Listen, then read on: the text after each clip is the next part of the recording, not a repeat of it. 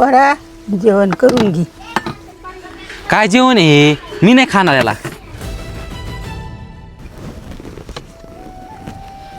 आई, मी हे जेवण तुझ्या खुशीसाठी खातो.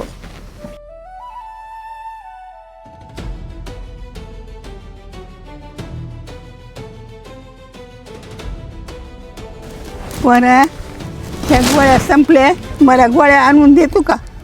आई तुला कळत नाही का मी बिजी? तू जाय.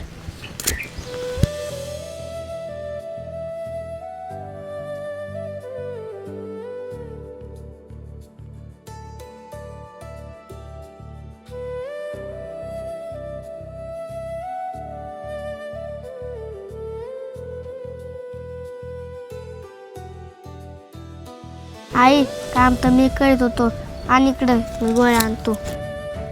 अजून काही आणायचं? नाही पोरा, मला गोळ्याच आण. जाय.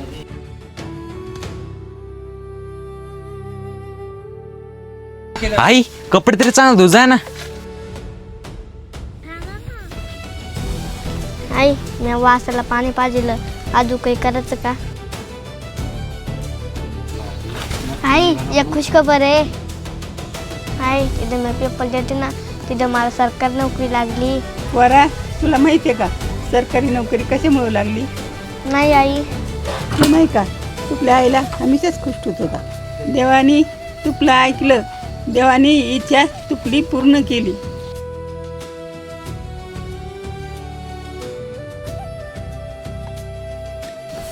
पोरा त्या मार्काचं काय झालं?